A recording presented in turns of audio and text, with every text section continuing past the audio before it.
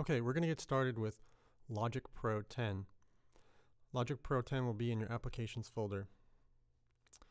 And what we're going to do is we're going to drag the icon to our dock. So that's there the next time we log in. And we'll just go ahead and click that and it should load. Your loading time may be different depending on your system or if it's never been loaded before. Okay, so we come to the project screen.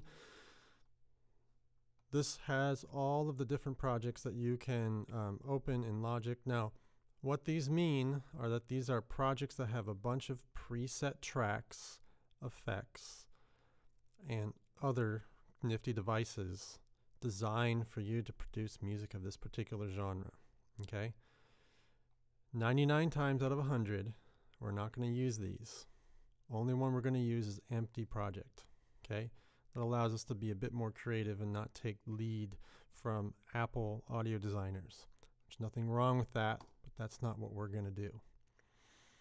Okay. Once you hit create, now it's going to ask you to create a track.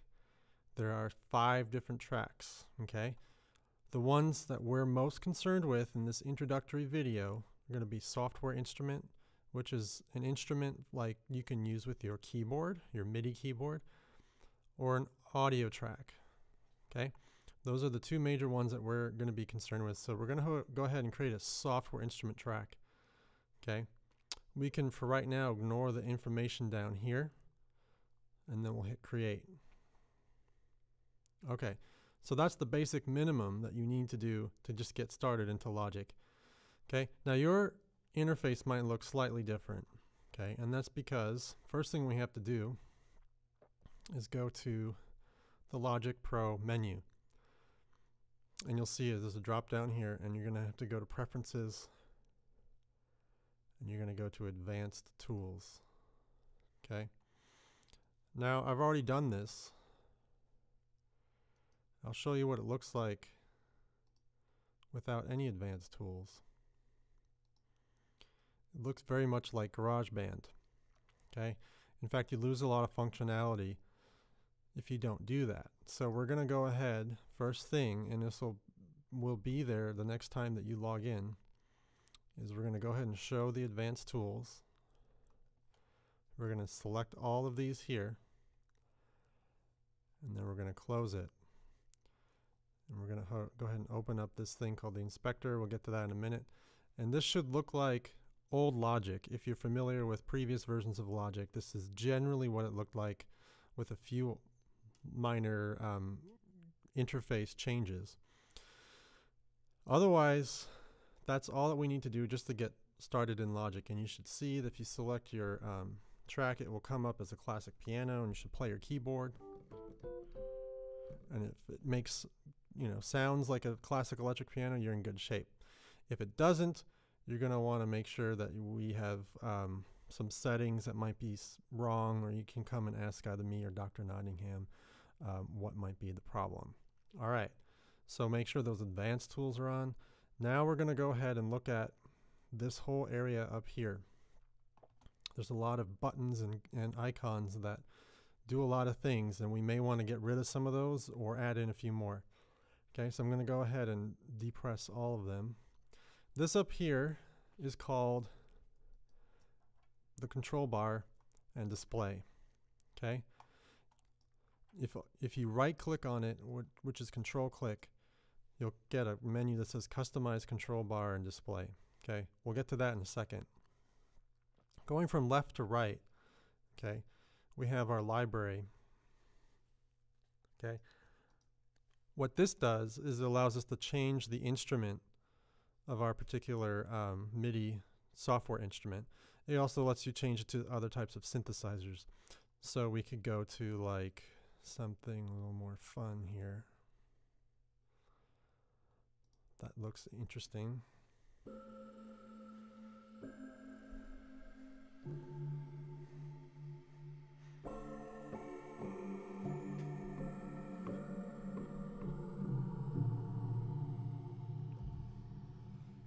All right. So just a matter of clicking it, it will load it for you and it should change the sound.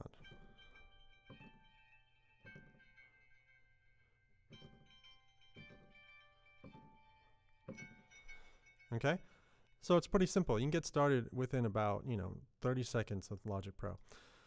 All right, if we click on the eye, that's called the inspector. The inspector gives us a whole lot of information about our track.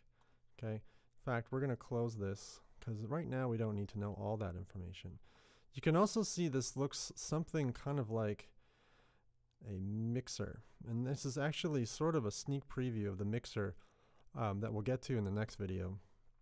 But you can change the volume of your track here. You can also do it on the track. You see the track has a volume knob, panning knob, mute, solo, and record. We'll show those in a second. The same things exist down here with a lot more that you can do. You can add effects, you can add EQ, you can even change your instrument at the top and send it to a bus and change your output. You can do a whole lot more in the inspector. Okay, this is something that was standard view in Logic 9, so if you were a fan of Logic 9, it can actually go away if you don't want it there by hitting the inspector. The next one is the control, the toolbar. The toolbar has a lot of shortcut buttons to things that you might do quite a bit. And so you might want to split a track. You might want to do some auto zooming. You might want to cut a section or zoom in really quickly. These are really quick ways of getting to those. In fact, I like to add one. Again, you can hit Control, click, Customize. And I like to add the one that's called Bounce. So I just hit OK. And now my new icon is here. And we'll show you how to use that a little bit later. All right. Now this might be your best friend, Quick Help. If you turn Quick Help on, it shows you all the things that you're pointing to and gives you information about them. It's very similar if you're familiar with Ableton Live. It has that same function. Okay. You may want to keep that on when you're first learning how to use the software, so that if you're not sure what something does, you can read about it in the corner. Okay. And if you're really annoyed with it, it can go away. Okay. Notice how also if I roll over each button, it tells me what it does. We have smart controls here, our mixer here, and our editor here. Okay, those we'll get to in another video. This up here is our playback. Hopefully you're familiar with these icons. It's rewind, fast forward, stop, play, and record. This is our display. This tells us information about where our track is in time. So this will tell us the bar, the beat, the subdivision, and then the tick. This will give us information about our tempo here, the BPM, beats per minute. We can just click and drag on that to change. Don't be too dramatic. We can change the key of the project here, as well as the time signature of the project. Okay. For the most part, we tend to leave these still. We often will change our BPM, but we often don't mess around with our key or our time signature unless we know what we're doing. Okay. Then these are some tools here. We have a tool that lets you cycle, a tuner, a solo button, a replace button, and then our metronome. Okay, again, you can customize all those. You can get rid of all of these if you don't like to look at them, or you can add in more if you like. Okay, you'll notice these are normally on first in your project, so if you hit spacebar or hit play, you'll hear the click there all the time. All you have to do is turn it off, and it's gone. Okay, this is our master volume here. I don't advise you to use it. I would use the mixer instead, and it should also have a master here. Okay. On any of these, what we call faders, so if we're either in the mixer or if we're in the inspector, and let's just say you get crazy and you want to go back to 0, but you can't quite get it there, The easiest way to do it is to hold down the option button and click on it, and it automatically goes to 0. It's a nice little shortcut. That's shortcut number 1 today. These over here control a lot of our media. So for example, this is an event list. It has a lot of information that will probably be meaningless to you, but it eventually might become useful. These are notes, project notes that you can write into yourself. This is our loops browser. The first time you click this, it may actually say loading loops, or it might just give you the colorful pinwheel of death. And that's going to be telling you to wait for a while. You might have to wait for quite a while, up to like 10 minutes at the longest, and then maybe a few minutes at the shortest. It's actually trying to load in thousands and thousands of loops. You can see we have a huge cadre of loops. Okay, and it needs to load all of those or index them into its memory so it knows where to find them the next time you load up. It should only do that once. And then this is our media browser and our project bin. We'll get to that in just a little bit. Okay, so this is our toolbar and our control bar. Okay, toolbar, control bar. Up here is the logic menu, which we already looked at. You should be familiar with these just in general. It's another place to go for certain procedures. Saving our project, okay, opening a project, creating a new project, some editing features, right? These will go over when we need them, but just to know that they're there. And then, of course, the classic help. If you don't know how to find something, you can type in help, and then it will show you exactly where it is, which is actually pretty nifty. All right. This large window down here is where you're going to spend most of your time. It's called the arrangement window. Okay. It should be, there we go. I like to have the inspector open just so that you can apply different effects as you're working. The arrangement window is where all of your tracks will live. You'll be able to see everything. It has your timeline up here. Okay, it has a whole set of menu functions. It has track functions. Okay, all of this is where you're going to be doing most of your work. Okay, so let's look at this. Let's start by adding a new track. Okay, there's a few ways to do it. If we hit the plus button, it'll bring up that track menu. Let's add in an audio track now. Okay, I'm gonna add an audio track, and you'll see you can leave this kind of the way it is, and we'll hit create. And now we have an audio track. You can see it's tracking my voice because I'm connected to the software. And this is a instrument track. So we have an audio track and instrument track. So notice this won't let me record anything. It's going to record it on this track. So let's actually try that. I'll record on this track here. And I'm recording at the same time.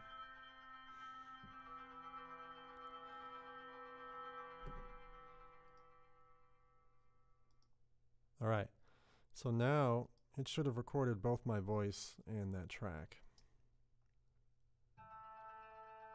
And I'm recording at the same time. Okay, now if I hit spacebar, you'll notice it pauses and it plays. Okay, if I hit the return key, it goes back to the beginning. Okay, those are some really quick shortcuts that are good for playback. All right, there's also the R button, just R alone. If I hit delete, and it'll say, do you want to delete this? And I'm perfectly okay with that. If I hit R, you'll notice it starts recording right away. So there it is.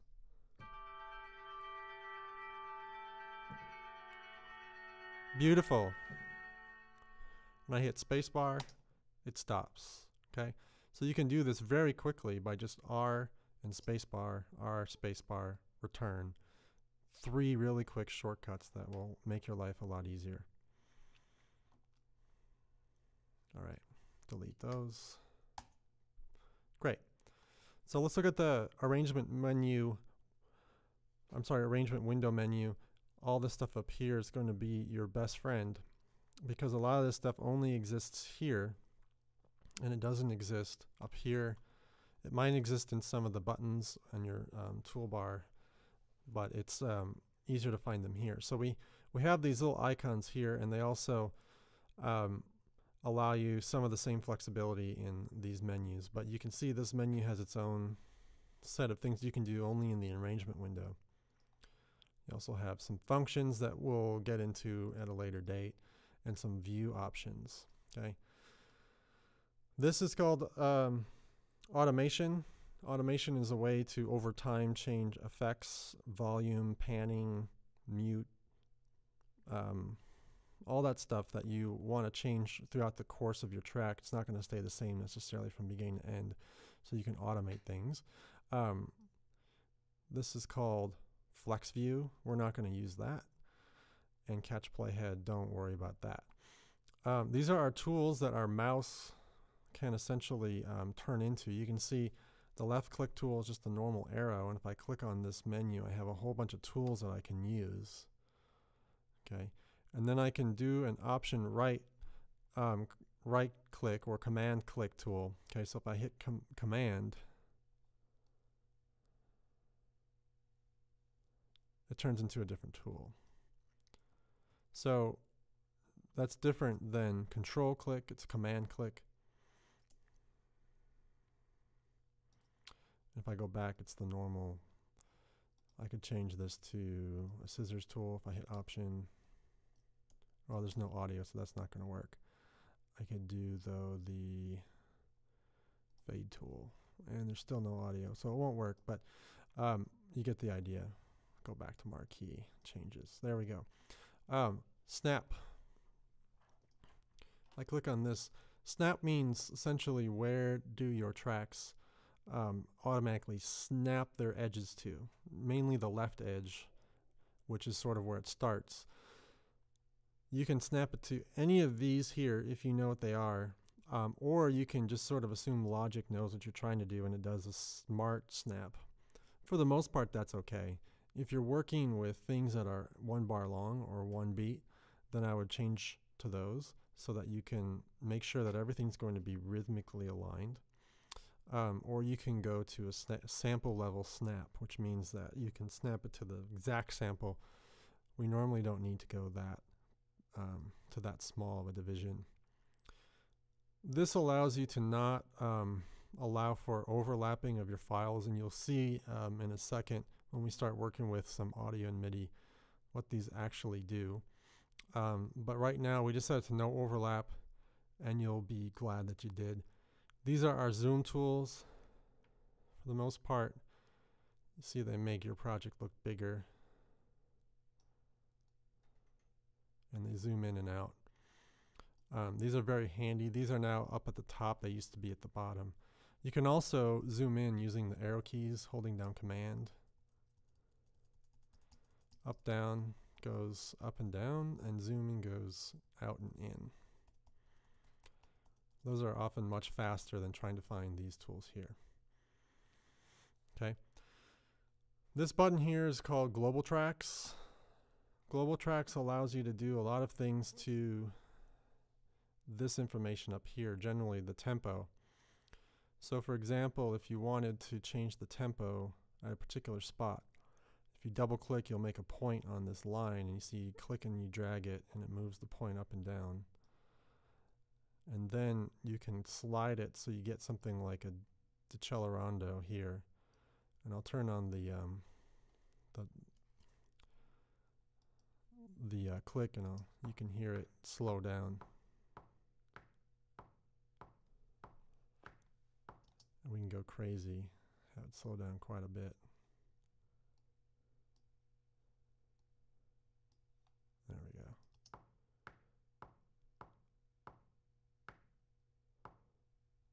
All right. So that's just a matter of taste, preference, if you want to actually do that or not. And we're going to actually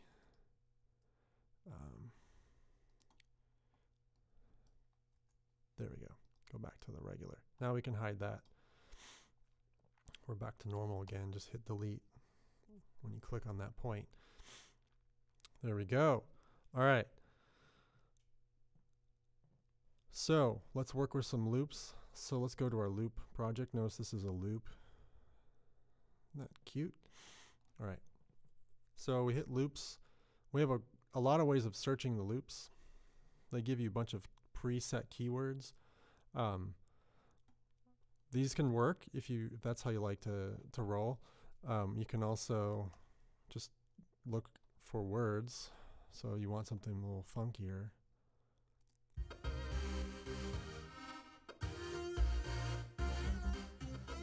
Okay, so notice that when I click on the little icons here, they start to play back, so you can get sort of an audition of what they might sound like.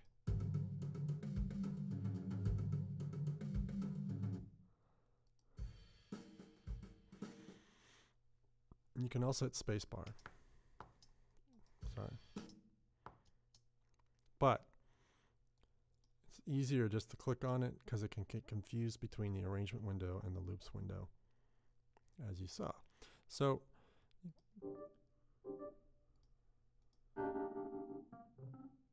okay, let's say we really like that one. Okay, notice how it's got this little blue wavy icon here, whereas the others have like a note and it's green. The blue is audio. They have to go on audio tracks. Okay, so notice how we have an audio track right here. It tells us by giving us the same type of icon. The green are instrument tracks, software instrument only. If I try to drag this onto the green, it's going to say not an audio track. Drag green Apple loops here. And there, it lets me do it on the blue. It'll ask you if you want to import tempo information. All these have tempo information. You can see in the display, it gives you a tempo, which is 115 beats per minute.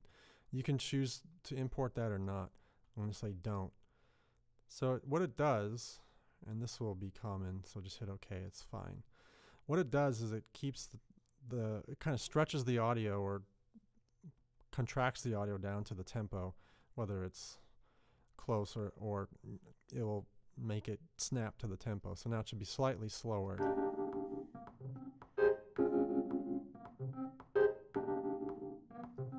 Okay. All right. We can also do a, let's see. Let's find a groove. There we go. All right. So we can do a MIDI file, put it up here. Okay. And you can see now they look different. All right. We'll get into those differences and all that in class, or we will have it also slightly in another video. But you can hear them now together. Right? And they're all snapped to the right tempo. Okay? Because essentially you told them not to import the tempo information of the original. Okay? Otherwise it'd just be a mess and you'd have to go in and manually do that. So it basically snaps everything to your own tempo. All right. Let's say we have some audio that we want to use of our own. How do we get that into the project? There's a few ways we can do that.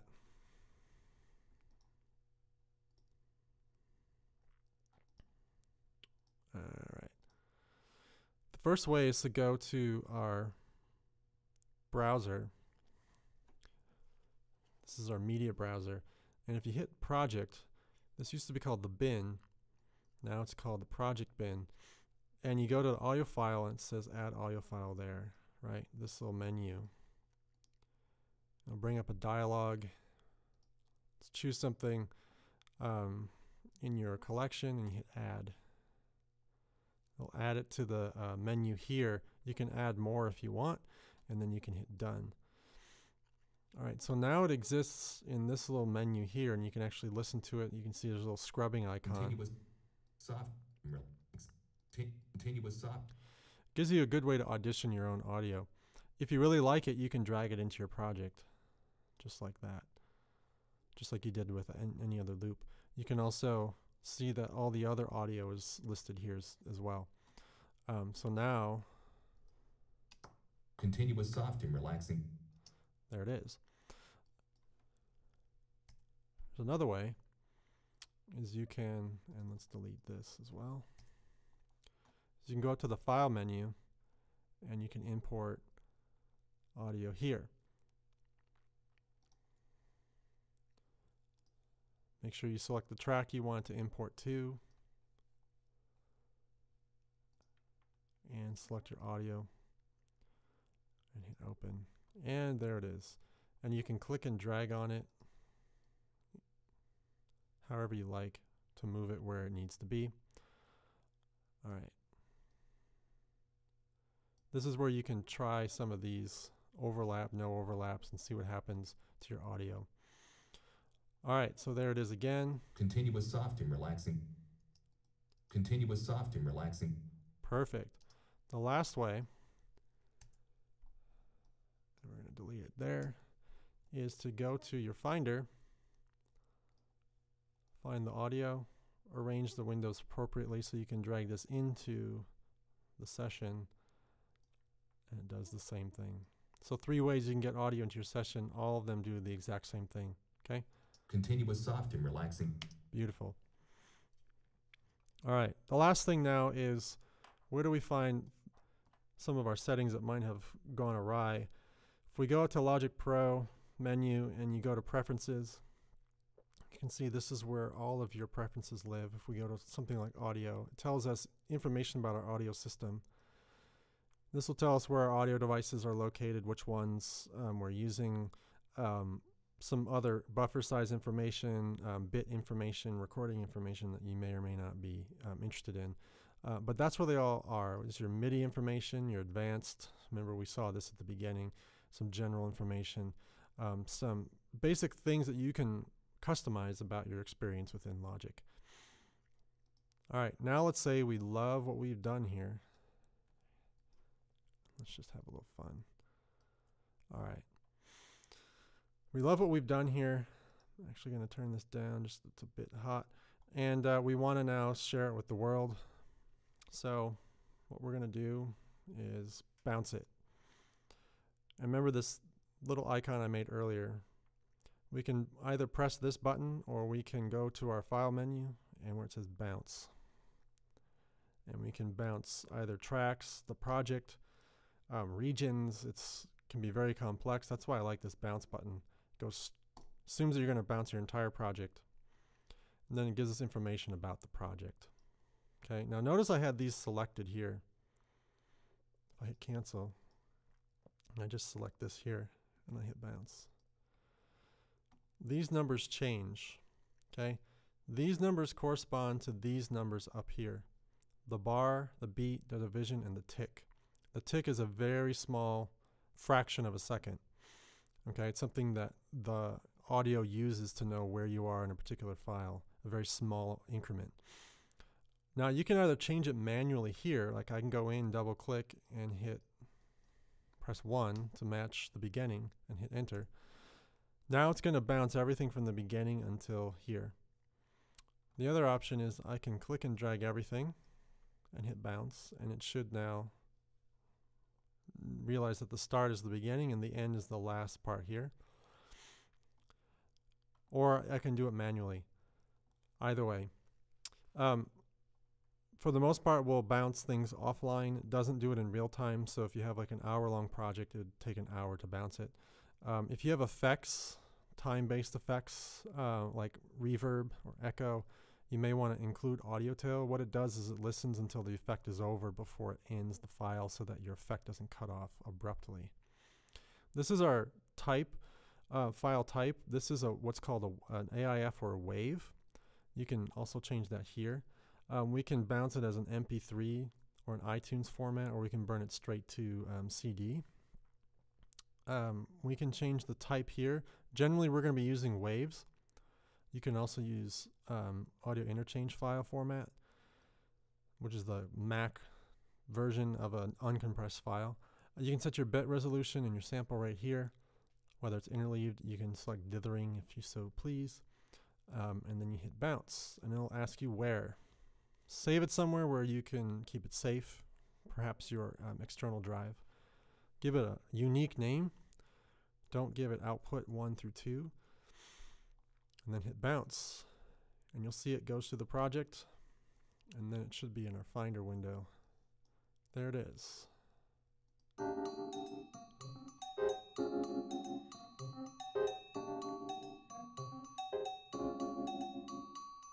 Continuous soft and relaxing. I haven't heard much better music than that in a long time. That's our basic Logic video. Let us know if you have any questions. We'll see you again when we deal with logic loops, editing, and all that fun.